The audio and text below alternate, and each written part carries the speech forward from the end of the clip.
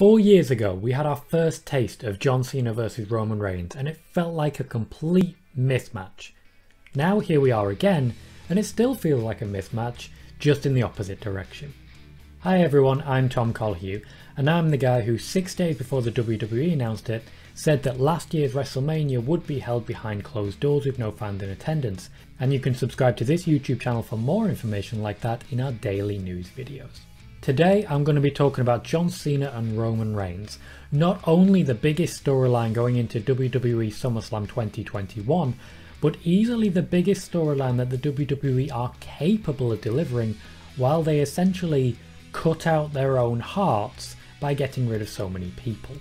Now in 2017 we had our first dose of a storyline and a feud that people had been salivating over for years. It was a feud that had been expected for weeks, months, even years, essentially daily since the Shield debuted in 2012. 5 years later, we finally had it.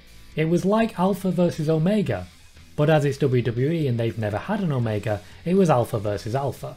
It was the top star in the industry versus his impending replacement, or depending on your viewpoint, an old dinosaur taking on a young up-and-coming pup. It was Roman Reigns versus John Cena, and my word, was Roman Reigns destroyed. If you've watched the match in isolation, you probably don't agree with what I've just said. The actual fight between the two was relatively even. John Cena hit his finisher 4 times in total in the match, but his finish has not been able to beat anyone other than The Miz for years now.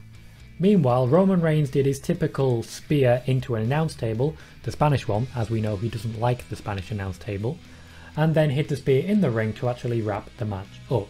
Roman technically stood tall by the end of the match. That said, while we did have a tiny glimpse in that match of a heel Roman, in the weeks preceding it, Roman Reigns was completely out to lunch. John Cena had him on toast. John Cena mauled Roman Reigns in a battle of promos that everyone remembers much more keenly than the match itself. Cena called out Roman. He challenged the big dog to put up a fight, to kick and scream a little bit while Cena held the pillow over his face. Roman did nothing. However, that's not the match we're expecting this month at SummerSlam 2021. This Roman, and in fact this John Cena, are very different people. Roman's current heel persona is extremely popular. It also isn't new. We've seen numerous glimpses of it, but the WWE have never really been brave enough to actually pull the trigger. We saw this version of Roman Reigns taking on AJ Styles, and indeed the connection with the bloodline really shows there, because at times in that feud it was 3-on-3. That feud was very well received. We also saw heel Roman come down to the Royal Rumble at number 30 and take on The Undertaker, then leading into retiring The Undertaker at WrestleMania. I think we all remember the night after that WrestleMania. We also saw Roman, as a heel, taking on Finn Balor. Roman in general has always been a heel in Royal Rumbles, particularly when he can be a runner-up, because it helped put over the big up-and-coming name. Beating Roman Reigns is a great way to skyrocket you to the top. That's how the Bray Wyatt push to the WWE Championship started at Survivor Series in 2016. We've seen moments, but over the last 12 months, we've seen just how fierce a competitor a heel Roman could be. We all wanted it, but he massively exceeded expectations. We can give a shout out here to Paul Heyman and his involvement, but in reality, Roman has never needed Paul Heyman. You look at that promo on the Raw after he eliminated The Undertaker essentially forever. I mean, he didn't, but let's just live in that sort of paradise for a moment where The Undertaker retired before Saudi Arabia.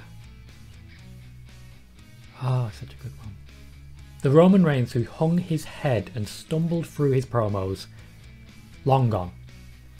That man does not exist anymore. Now admittedly, somehow, even now, the WWE don't seem entirely confident. As an example, Roman Reigns and John Cena have not yet actually crossed swords, either physically or in a battle of words.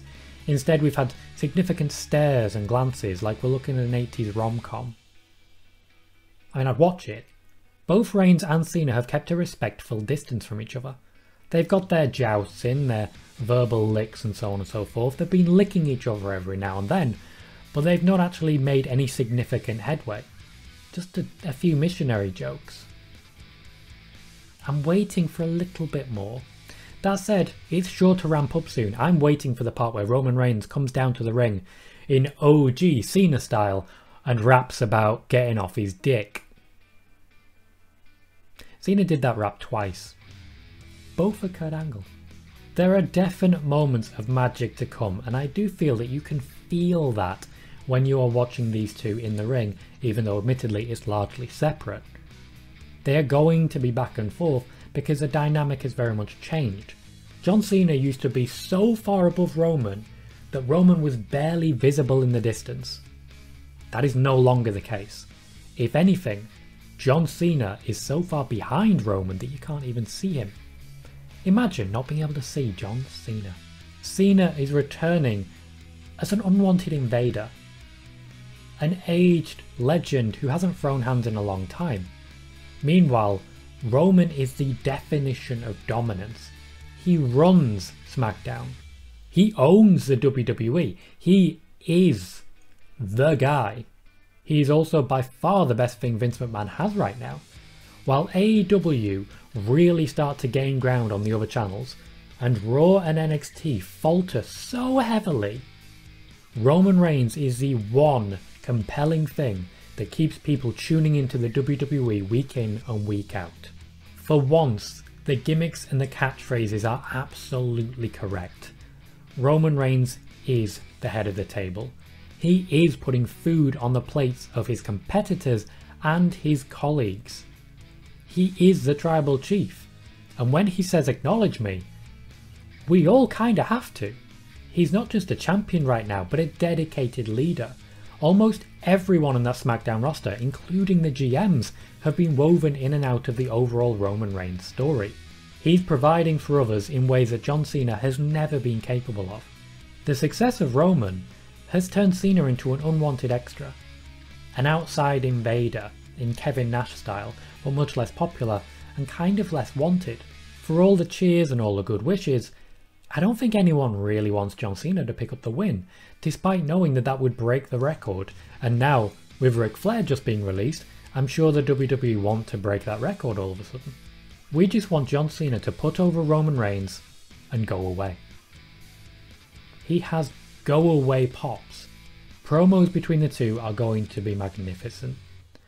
The exhilaration of ASMR Roman in this environment is going to be very special. I always think back to how Roman destroyed Drew McIntyre, pointing out that no one even watches the show that he's a champion of. It was absolutely correct, and it's only gotten worse since. Roman Reigns is genuinely the only thing keeping the wolves from the door right now. As the WWE basically tears itself apart, releasing talented individual after talented individual, and basically laying traps for itself way down the line, Roman Reigns is the one thing that refuses to feed the competition. Meanwhile, John Cena is a completely unwanted afterthought. He's here for the pop, the hero riding in to save the day from AEW. But the guy standing in his way is already the hero that can do that job better than he can. What I'm saying is, and please forgive me for this, John Cena, your time is up. Roman Reigns' time is now. Comment below on your thoughts of Roman Reigns versus John Cena. I've been Tom Colohue. Like the video, subscribe if you haven't already, and I'll be seeing you next time.